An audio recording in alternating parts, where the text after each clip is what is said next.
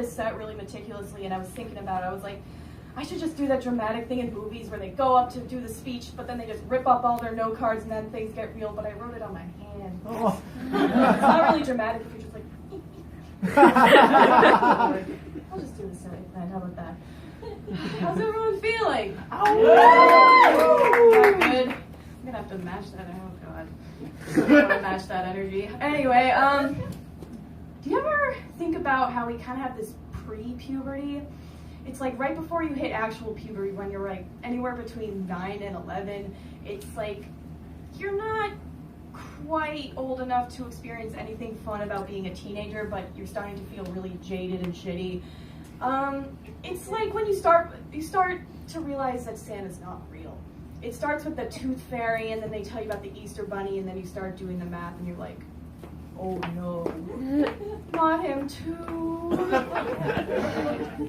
But it's also around the same age when you start feeling more connected to people. It's when you start, having deeper friendships, when you start having a crush for the first time. So, I mean, you lose the magic of childhood, but you start feeling love for the first time. And I don't think that's a fair trade-off. I mean, like, sure, love is the best feeling in the whole world. It feels like nothing else. But Santa gave me a Wii Fit for free! Who wants love when you can have a Wii Fit tell you you're weak? Honestly. Well, sometimes people come to me for relationship advice. I don't know why. But people come to me and I don't know what to tell the people who think they want to be in a nice relationship, but they really just want to be hurt. It's like the people come up to you and show you these texts, like they're texting up the guy they like, and they just show you this text that's like, I'm not interested in you, please stop talking to me. And your friend's like, what does it mean? What do you think he's trying to say? And I'm like, I don't usually tell them, I kind of just let it fizzle out because that's not really my problem. It's so bad though, like people really just want to be hurt by people that they think they want to be in a relationship with. Like we'll be chased by a serial killer, we'll be in the woods and someone's chasing after us with a machete and my friend will be like, what do you think it means? Why is he chasing us with a machete?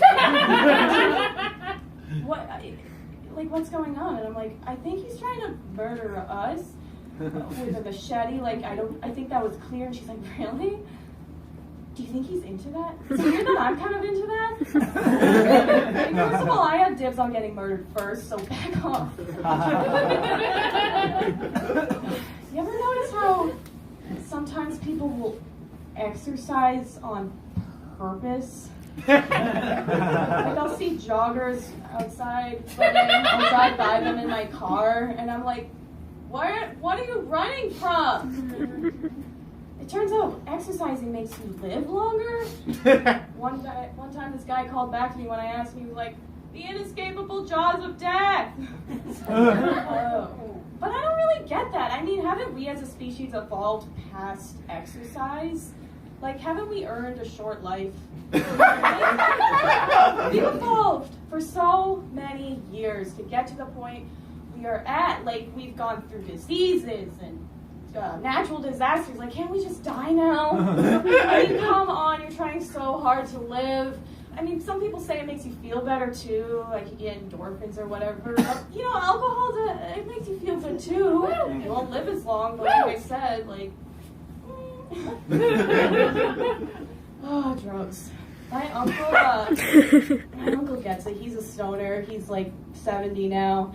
And his generation never tried ecstasy when they were young, because it wasn't invented until around the 90s. So he went up to me one day and like slipped me a $10 bill, and he was like, if you ever run into some ecstasy, I want to try it sometime.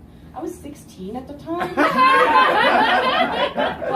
I still haven't found any for him. So if anyone knows where I can get some ecstasy, if you want to donate to the cause of my uncle wanting to try ecstasy, that's the entire cause.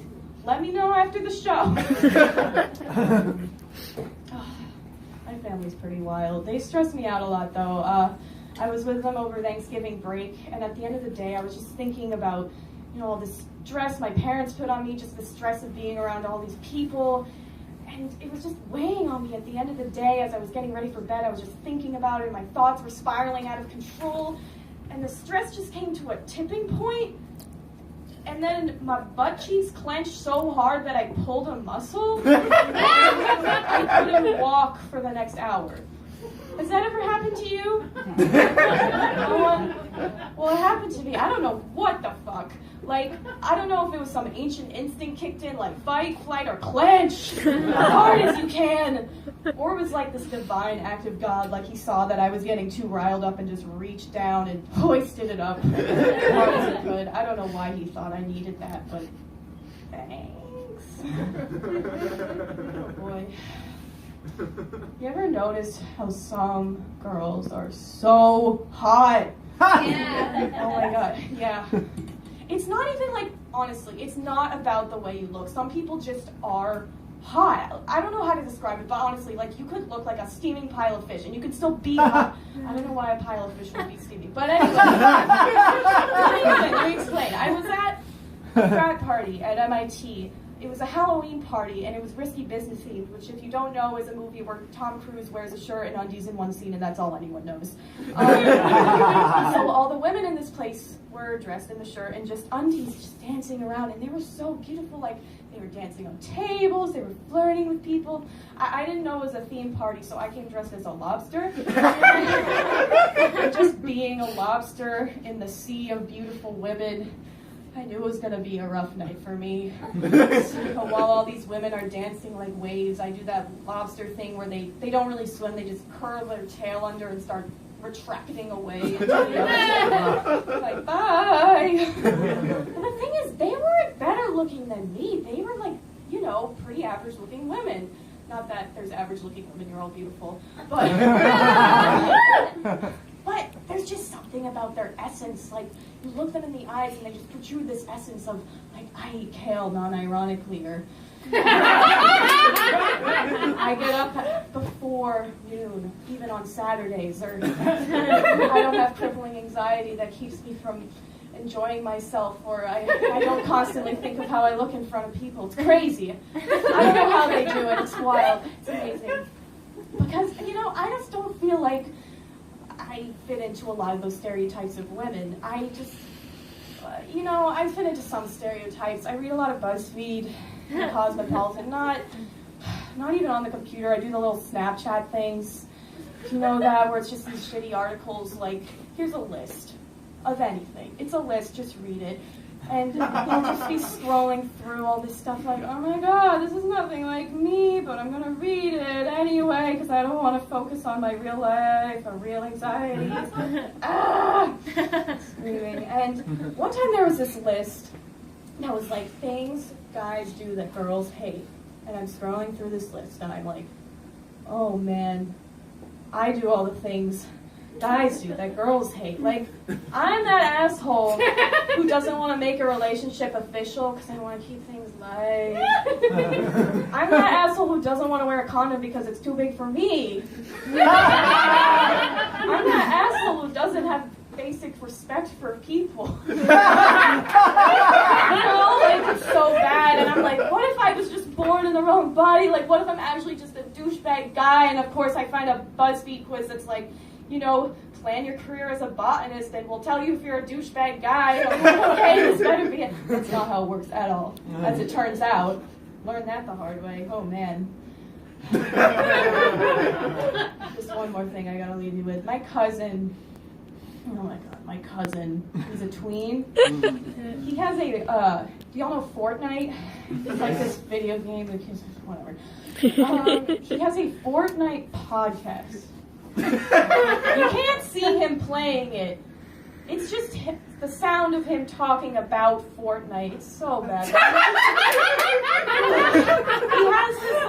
has this thing where he hates swearing.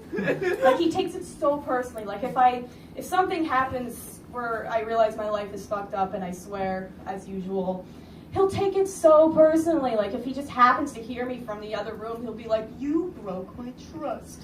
He'll start crying, and I'm like, motherfucker, this is not about you, you self-centered piece of shit.